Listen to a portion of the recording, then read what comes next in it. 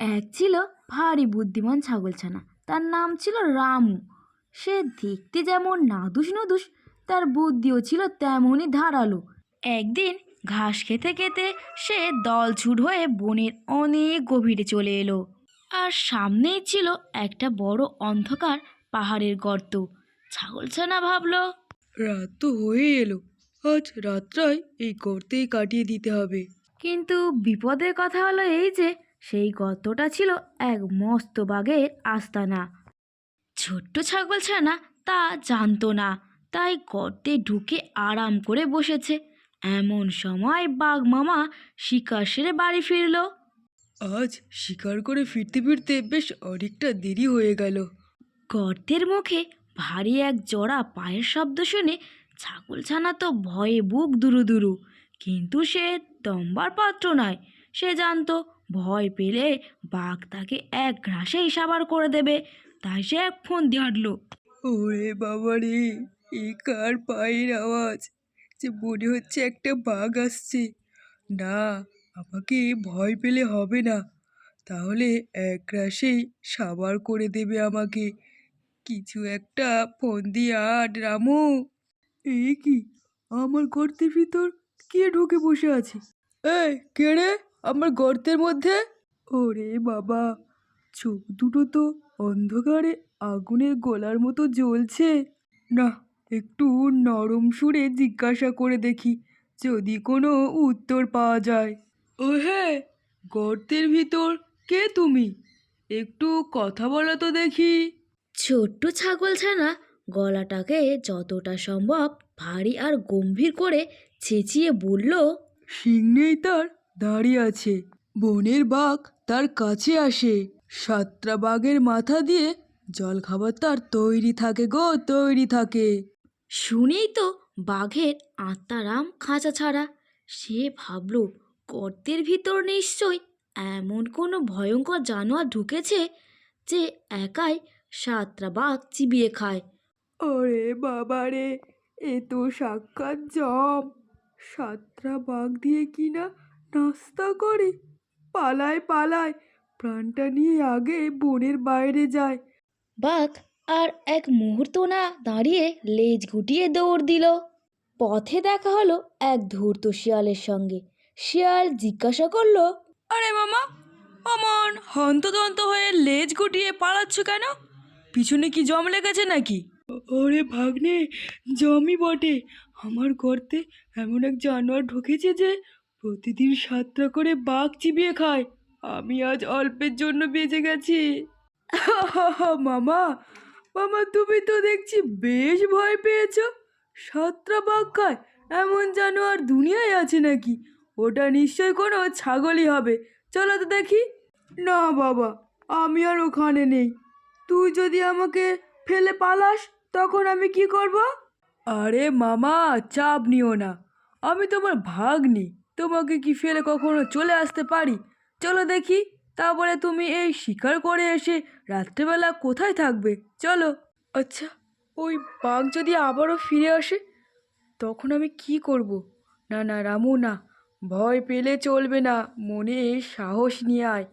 এই ভাগ্নে, তুই কি সত্যি বলছিস ওটা একটা ছাগল? আর আমি ওই ছাগলকে দেখে ভয়ে পালিয়ে এলাম? তাছাড়া আর কি মামা? তুমি ভাবো, কখনো কোনো প্রাণী সাতটা বাঘকে খেতে পারে? তা ঠিক বটে, কিন্তু এটাও ভেবে দেখ ভাগনা, যদি তার খুব খিদে পেয়ে থাকে, তাহলে তো সে সাতটা বাঘ খেতেই পারে, তাই না? ধুর মামা, তোমার মাথায় একটু বুদ্ধি নেই, নামেই তুমি বাঘ। চলো দেখি আমার সাথে, তারপর দেখি কোন জানোয়ার এসেছে যে কিনা সাতটা বাঘকে একসাথেই চিবিয়ে খায়।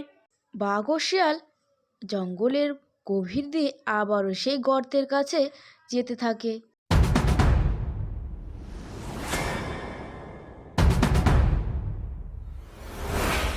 মনে হয় এসেছে ওই বাঘটা আবারও, সঙ্গে করে আবার কাকে নিয়ে এসেছে?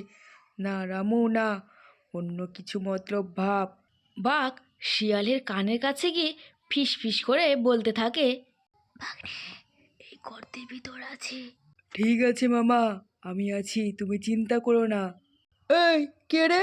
আমার মামার গর্তের মধ্যে বিশ্রাম নিচ্ছিস? তুই কি জানিস এটা কার? ইরিং বিরিং তিরিং, তোরা একটা আস্ত বোকার ডিম। ও মামা, এ আবার কোন ভাষায় কথা বলে? এ তো কিছুই বুঝতে পারছি না। সেটাই তো বলছি ভাগ্নে, এখনো সময় আছে। পেরিয়ে আসার আগে আমরা পালিয়ে যাই, চলো। না মামা, এত সহজে তো আমি ছাড়ার লোক নই। আমি দেখেই যাব কত বড় জানোয়ার, যে কিনা 7টা বাঘকে একসাথেই খায়। শিয়াল ও বাঘের এই কথাবার্তা ছাগলের কানে যায়। উফ বাবা, এই বাঘ হাল ছাড়লেও এই শিয়াল যে দেখছি হাল ছাড়ার পাত্র মোটেও নয়। না, আবারও কিছু ভাবতে হবে আমাকে। কি রে, তোরা এখনো দাঁড়িয়ে আছিস?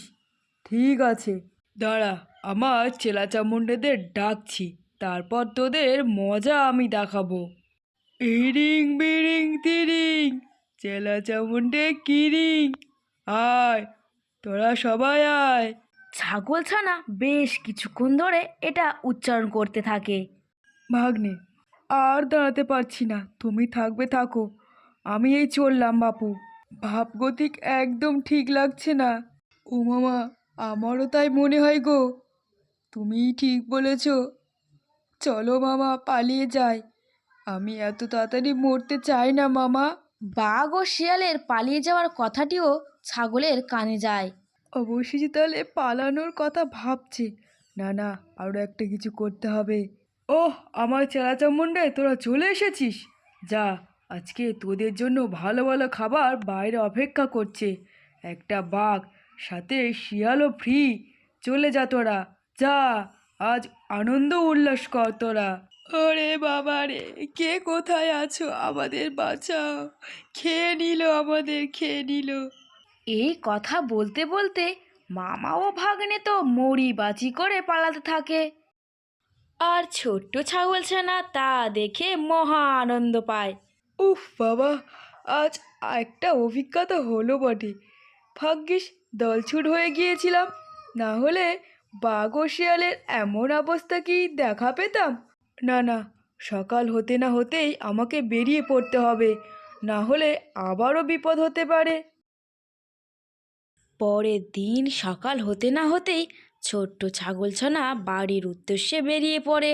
কি বন্ধুরা, দেখলে তো, গায়ের জোরের চেয়ে মনের জোর আর বুদ্ধির জোর অনেক বেশি।